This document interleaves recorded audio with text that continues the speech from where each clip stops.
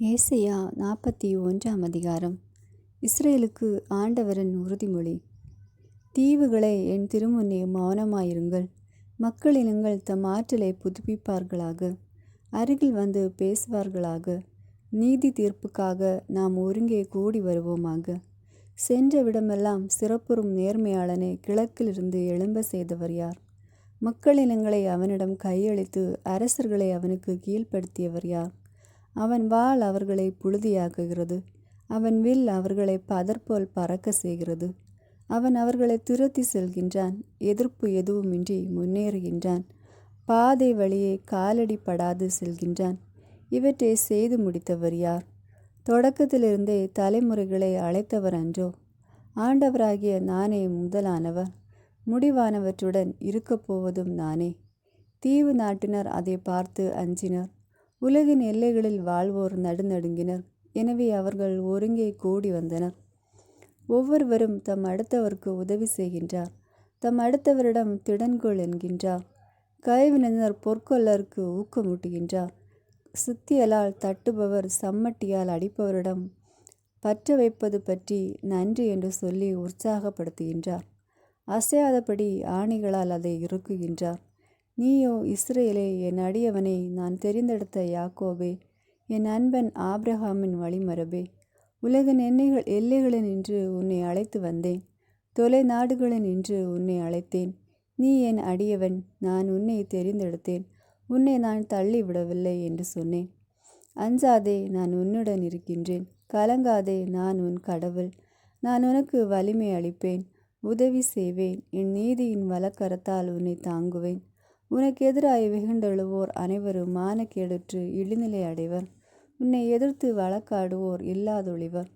உன்னை எதிர்த்து போராடியோரை நீ தேடுவாய், ஆனால் அவர்களை கண்டுபிடிக்க மாட்டாய். உன்னை எதிர்த்து போரிட்டோர் ஒளிந்து போவர். ஏனெனில் நானே உன் கடவுளாகிய ஆண்டவர். உன் வழக்கையே பற்றி பிடித்து அஞ்சாதே, உனக்கு துணையாயிருப்பேன் என்று உன்னிடம் சொல்பவரும் நானே. யாக்கோபு என்னும் புழுவே, இஸ்ரவேல் என்னும் பொடிப்பூச்சியே, அஞ்சாதிரு. நான் உனக்கு துணையாயிருப்பேன் என்கிறார் ஆண்டவர், இஸ்ரவேலின் தூயவரே, உன் மீட்பர். இதோ, நான் உன்னை புதிய கூர்மையான போரடிக்கும் கருவியாக்குவேன். நீ மலைகளை போரடித்து நொறுக்குவாய், குன்றுகளை தவிடு பொடியாக்குவாய். அவற்றை தூற்றுவாய், காற்று அவற்றை வாரிக்கொண்டு போம், புயல் அவற்றை சிதறடிக்கும். ஆண்டவரில் நியகமகிழ்வாய், இஸ்ரவேலின் தூயவரில் மேன்மை அடைவாய். ஏழைகளும் வறியோரும் நீரை தேடுகின்றனர், அது கிடைக்கவில்லை. அவர்கள் தாகத்தால் நாவறண்டு போகின்றனர். ஆண்டவராகிய நான் அவர்களுக்கு பதில் அளிப்பேன். இஸ்ரவேலின் கடவுளாகிய நான் அவர்களை கைவிட மாட்டேன். பொட்டல் மேடுகளை பிளந்து ஆறுகள் தோன்ற செய்வேன். பள்ளத்தாக்குகளில் நீரூற்றுகள் புறப்பட செய்வேன். பாலை நிலத்தை நீர்த்தடாகங்களாகவும் வறண்ட நிலத்தை நீர்ச்சுனைகளாகவும் மாற்றுவேன். பாலை நிலத்தில் கேதுரு மரங்களை வளர செய்வேன். சித்திம் மரம், மிருது செடி, ஒலிவ மரம் ஆகியன தோன்ற செய்வேன். பால் நிலத்தில் தேவதாரு மரங்களையும் புன்னை மரங்களையும் ஊசி இலை மரங்களையும் வைப்பேன். அப்போது ஆண்டவர் தம் ஆற்றலால் இதை செய்தார் என்றும் இஸ்ரவேலின் தூயவர் அதை படைத்தார் என்றும் மக்கள் கண்டு உணர்ந்து கொள்வர். ஒருங்கே சிந்தித்து புரிந்து கொள்வர். பொய் தெய்வங்களுக்கு ஆண்டவரின் அறைகூவல். உங்கள் வழக்கை கொண்டு வாருங்கள் என்கிறார் ஆண்டவர். உங்கள் ஆதாரங்களை எடுத்துரையுங்கள் என்கிறார் யாக்கோபின் அரசர். அத்தெய்வங்கள் அருகில் வந்து நிகழப்போவதை நமக்கு அறிவிக்கட்டும். முன்னே நடந்தவற்றை எடுத்துரைக்கட்டும். நாம் சிந்தித்து அவற்றின் இறுதி விளைவை அறிந்து கொள்வோம். இல்லாவிடில் வரவிருப்பவற்றை நமக்கு எடுத்து கூறட்டும். நீங்கள் தெய்வங்கள் என நாங்கள் உணரும் பொருட்டு வருங்காலத்தில் நடப்பனவற்றை எங்களுக்கு கூறுங்கள். நன்மையாவது தீமையாவது செய்யுங்கள். நாங்கள் யாவரும் ஒன்றாக கண்டு திகைத்து நிற்போம். இதோ, நீங்கள் ஒன்றுமில்லாமை, உங்கள் செயலும் ஒன்றுமில்லாமையே. உங்களை தெரிந்து கொள்பவன் வெறுக்கத்தக்கவன். நான் வடக்கிலிருந்து ஒருவனை எழும்ப செய்தேன். அவன் கதிரவன் உதிக்கும் திசையிலிருந்து வந்து விட்டான். அவன் என் பெயரை போற்றுவான். ஒருவன் சேற்றை குலைப்பது போலும் குயவன் களிமண்ணை மிதிப்பது போலும் அவன் ஆளுநர்களை நடத்துவான். நாங்கள் அறியும்படி தொடக்கத்திலிருந்து இதை அறிந்தவர் யார்? அது சரி என்று நாங்கள் சொல்லும் முன்னரே உரைத்தவர் யார்? அப்படி எதுவும் அறிவிக்கவில்லை, முன்னுரைக்கவில்லை. நீங்கள் பேசியதை யாரும் கேட்டதுமில்லை. இதோ வருகிறார்கள், என்று முதலில் சீயோனுக்கு அறிவித்ததும் நானே. நற்செய்தியாளரை எருசலேமுக்கு அனுப்பியதும் நானே. நான் சுற்றுமுற்றும் பார்த்தேன், எதையும் காணவில்லை. அவற்றுள் அறிவுரை வழங்கவோ என் வினாவுக்கு மறுமொழி தரவோ எத்தையவும் இல்லை. இதோ அவை அனைத்தும் ஒன்றுமில்லாமையே, அவற்றின் செயல்களும் ஒன்றுமில்லாமையே, அவற்றின் படிமங்களோ வெறும் காற்றும் வெறுமையுமே. 42ஆம் அதிகாரம். ஆண்டவரின் ஊழியர். இதோ என் ஊழியர், அவருக்கு நான் ஆதரவு அளிக்கிறேன். நான் தேர்ந்து கொண்டவர் அவர். அவரால் என் நெஞ்சம் பூரிப்படைகின்றது. அவருள் என் ஆவி தங்கும்படி செய்தேன். அவர் மக்களினங்களுக்கு நீதி வழங்குவார்.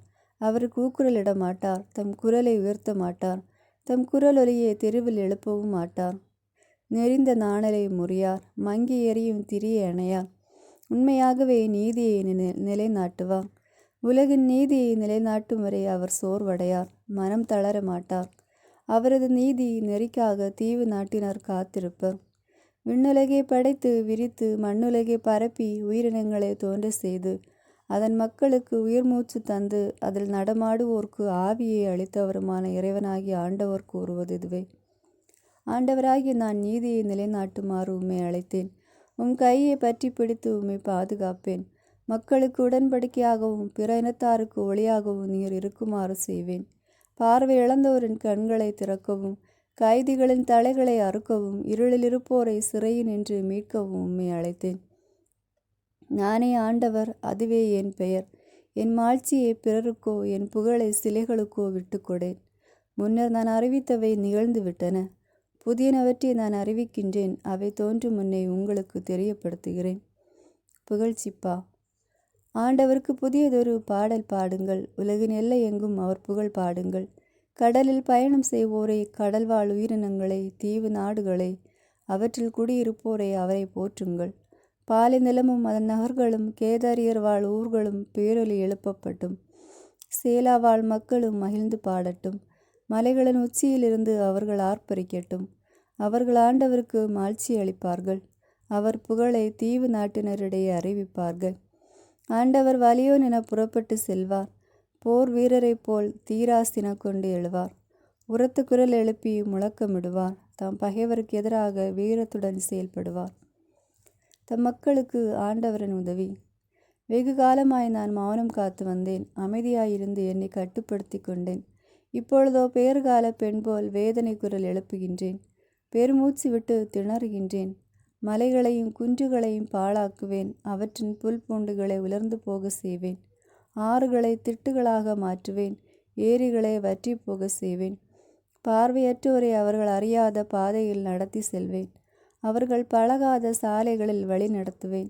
அவர்கள் முன் இருளை ஒளியாக்குவேன். கரடு முரடான இடங்களை சமதளமாக்குவேன். இவை நான் அவர்களுக்காக செய்யவிருப்பன.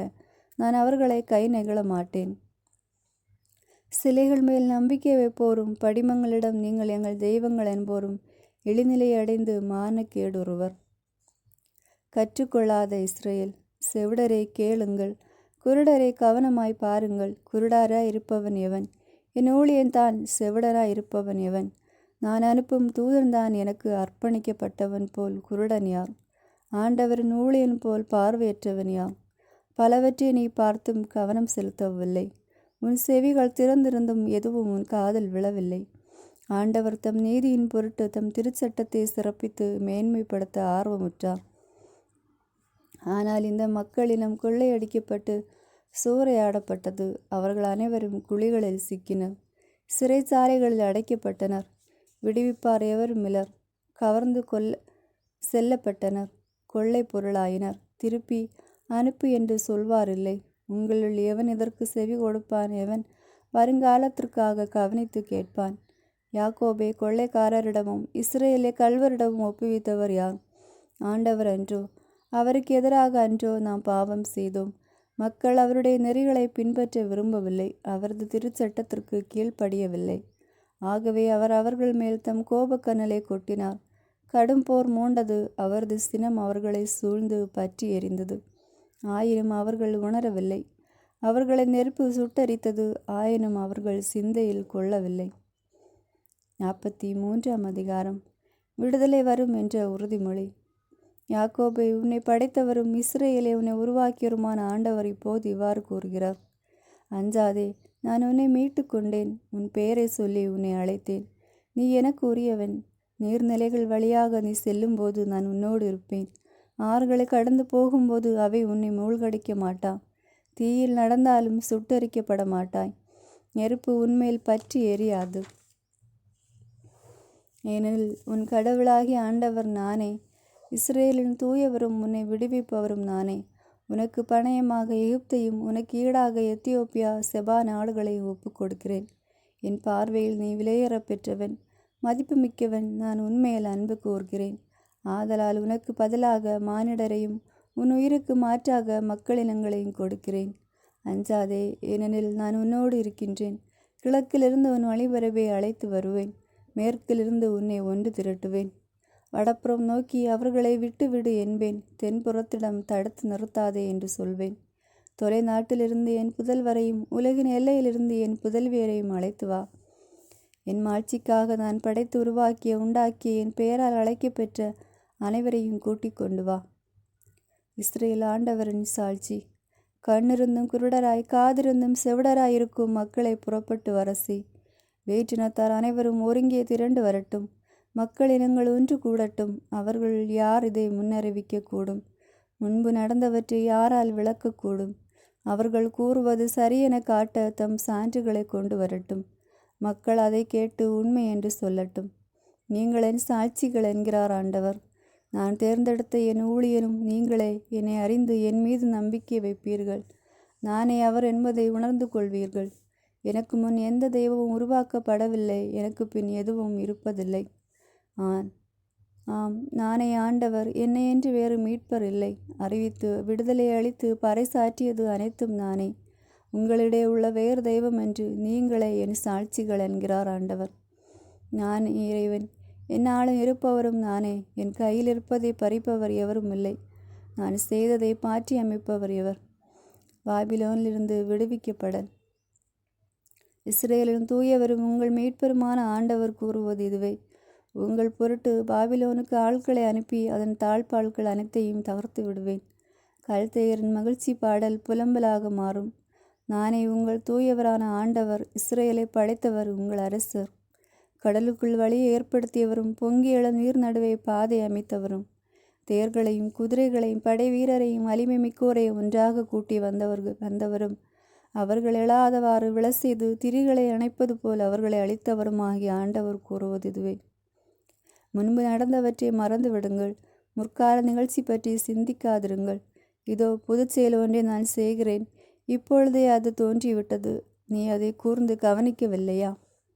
பாலை நிலத்தில் நான் பாதை ஒன்று அமைப்பேன். பால்வெளியில் நீரோடைகளை தோன்ற செய்வேன். காட்டு விலங்குகளும் என்னை புகழும். குள்ள நரிகளும் தீக்கோழிகளும் என்னை பெருமைப்படுத்தும். ஏனெனில் தேர்ந்தெடுக்கப்பட்ட என் மக்களுக்கு பாலை நிலத்தில் குடிக்க கொடுப்பேன். பால் நிலத்தில் நீரோடைகள் தோன்ற செய்வேன். எனக்கு இன்று நான் உருவாக்கிய இந்த மக்கள் என் புகழை எடுத்துரைப்பர். இஸ்ரேலின் பாவம். ஆனால் யாக்கோபே, நீ என்னை நோக்கி மன்றாடவில்லை. இஸ்ரேலே, என்னை பற்றி சலிப்புற்றாயே. ஆடுகளை எரிபலிக்க நீ என்னிடம் கொண்டு வரவில்லை. உன் பலிகளால் நீ என்னை பெருமைப்படுத்தவில்லை. உணவு படையில் படைக்குமாறு நான் உங்களிடம் கேட்கவில்லை. தூபம் காட்டுமாறு உன்னை வற்புறுத்தவில்லை. பணம் கொடுத்து நீ எனக்கு இன்று நறுமண படையில் வாங்கவில்லை. உன் பலிகளின் கொழுப்பால் என்னை நிறைவு செய்யவில்லை. மாறாக உன் பாவங்களால் என்னை தொல்லைப்படுத்தினாய். உன் தீச்செயல்களால் என்னை சலிப்புற செய்தாய். நானே உன் குற்றங்களை என் பொருட்டு துடைத்தளிக்கின்றேன். உன் பாவங்களை நினைவிற்கொள்ள மாட்டேன். கடந்ததை எனக்கு சொல்லி காட்டுங்கள். ஒருமிக்க நாம் வழக்காடுவோம். நீங்கள் குற்றமற்றவர்கள் என்பதை நிலைநாட்டுவதற்கானவற்றை எடுத்துரையுங்கள். உன் முதல் தந்தை பாவம் செய்தான். உனக்காக பேசுவோரும் எனக்கு எதிராய் குற்றம் புரிந்துள்ளனர். உன் தலைவர்களின் தூயகத்தை தீட்டுப்படுத்தினார்கள். ஆதலால் யாக்கோபை அழிவுக்கும் இஸ்ரேலை பழிப்புரைக்கு உள்ளாக்கினேன். 44ஆம் அதிகாரம். ஆண்டவர் ஒருவரே கடவுள். என் ஊழியன் யாக்கோபே, நான் தேர்ந்து கொண்ட இஸ்ரேலே, இப்பொழுது செவிகொடு. உன்னை படைத்தவரும் கருப்பையில் உன்னை உருவாக்கியவரும் உனக்கு உதவி செய்வரும் ஆகிய ஆண்டவர் கூறுவதை கேள். என் ஊழியன் யாக்கோபே, நான் தேர்ந்து கொண்ட யசூரன், அஞ்சாதே. ஏனெனில் தாகமுற்று நிலத்தில் நீரை ஊற்றுவேன். வறண்ட தரையில் நீரோடைகள் ஓட செய்வேன். உன் வழிமரபினர் மீது என் ஆவியை பொழிவேன். உன் வழி தோன்றல்களுக்கு நான் ஆசி வழங்குவேன். அவர்கள் நீரோடை அருகிலுள்ள புல் போலும் நாணல்கள் போலும் செழித்து வளருவர். ஒருவன் நான் ஆண்டவருக்கு உரியவன் என்பான். மற்றொருவன் யாக்கோபின் பெயரை சூட்டிக்கொள்வான். வேறொருவன் ஆண்டவருக்கு சொந்தம் என்று தன் கையில் எழுதி இஸ்ரேல் என்று பெயரிட்டு கொள்வான். இஸ்ரேலின் அரசரும் அதன் மீட்பரும் படைகளின் ஆண்டவருமான ஆண்டவர் கூறுவது இதுவே: தொடக்கமும் நானே, முடிவும் நானே, என்னை அன்றி வேறு கடவுள் இல்லை. எனக்கு நிகர் யார்? அவன் உரத்த குரல் அறிவிக்கட்டும். என்றுமுள்ள மக்களை நான் ஏற்படுத்தியதிலிருந்து நடந்தவற்றை முறைப்படுத்தி கூறட்டும். இனி நடக்கவிருப்பன பற்றியும் நிகழப்போவன பற்றியும் முன்னுரைக்கட்டும். நீங்கள் கலங்காதீர்கள், அஞ்சாதீர்கள். முன்பிருந்தே நான் உரைக்கவில்லையா, அறிவிக்கவில்லையா? நீங்களே என் சாட்சிகள். என்னையன்றி வேறு கடவுள் உண்டோ? நான் அறியாத கற்பாறை வேறுண்டோ? ஏளனத்துக்குரிய சிலை வழிபாடு. சிலை செதுக்குவோர் அனைவரும் வீணரே. அவர்கள் பெரிதாக மதிப்பவை பயனற்றவை. அவர்களின் சான்றுகள் பார்வையற்றவை, அறிவற்றவை. எனவே அவர்கள் மானக்கேடு அடைவர். எதற்கும் உதவாத தெய்வ சிலை எவனாவது செதுக்குவானா, வார்ப்பானா? இதோ அவனும் அவன் நண்பர்களும் வெட்கக்கேடு அடைவர். அந்த கைவினைஞர் அனைவரும் மனிதர் தாமே. அவர்கள் அனைவரும் கூடி வந்து எம்முன் நிற்கட்டும். அவர்கள் திகிலடைந்து ஒருங்கே வெட்கக்கேடுறுவர். கொல்லன் இரும்பை குரட்டால் எடுத்து கரி நெருப்பிலிட்டு உருக்குகிறான். அதை சம்மட்டியால் அடித்து வடிவமைக்கிறான். தன் வலிய கைகளால் அதற்கு உரு கொடுக்கிறான். ஆனால் அவனோ பட்டினி கிடக்கிறான். ஆற்றிலே இழக்கிறான். நீர் அருந்தாமல் களைத்து போகின்றான். தச்சன் மரத்தை எடுத்து நூல் பிடித்து கூராணையால் குறியிட்டு உளியால் செதுக்குகிறான். அளவு கருவியால் சரிபார்த்து ஒரு அழகிய மனித உருவத்தை செய்கிறான். அதை கோவிலில் நிலைநிறுத்துகின்றான். அவன் தன் தேவைக்கென்று கேதுருகளை வெட்டி கொள்ளலாம், அல்லது அடர்ந்த காட்டில் வளர்ந்த மருத மரத்தையோ கருவாலி மரத்தையோ தேர்ந்தெடுத்து கொள்ளலாம், அல்லது அசோக மரக்கன்றை நட்டு அது மழையினால் வளர்வதற்கு காத்திருக்கலாம். அது மனிதருக்கு எரிக்க பயன்படுகிறது. அவன் அதிலிருந்து கொஞ்சம் எடுத்து குளிர்காய பயன்படுத்துகிறான். அதே மரத்தை கொண்டு தீ மூட்டி அப்பம் சுடுகிறான். அதை கொண்டே தெய்வத்தை செய்து அதை வணங்குகிறான். சிலையை செதுக்கி அதன் முன் பணிந்து வணங்குகிறான். அதில் ஒரு பகுதியை அடுப்பில் வைத்து எரிக்கிறான். அதன் மேல் அவன் உணவு சமைக்கிறான். இறைச்சியை பொரித்து வயறார உண்ணுகிறான். பின்னர் குளிர் காய்ந்து வெதுவெதுப்பாக இருக்கிறது, என்ன அருமையான தீ என்று சொல்லிக் கொள்கிறான். எஞ்சிய பகுதியை கொண்டு தெய்வ சிலையை செதுக்கி அதன் முன் பணிந்து வணங்கி, நீரே என் இறைமகன், என்னை விடுவித்தருளும் என்று மன்றாடுகின்றான். அவர்கள் அறிவற்றவர், விவேகமற்றவர், காணாதவாறு கண்களையும் உணராதவாறு உள்ளத்தையும் அடைத்து கொண்டனர். அவர்கள் சிந்தையில் மாற்றமில்லை, அவர்களுக்கு அறிவும் இல்லை. அதில் ஒரு பகுதியை அடுப்பிலிட்டு எரித்தேன். அந்த நெருப்பு தணலில் அப்பம் சுட்டேன். இறைச்சியை பொரித்து உண்டேன். எஞ்சிய பகுதியை கொண்டு சிலை செய்யலாமா? ஒரு மரைக்கட்டை முன் நான் பணிந்து வணங்கலாமா என்று சொல்ல அவர்களுக்கு விவேகமும் இல்லை.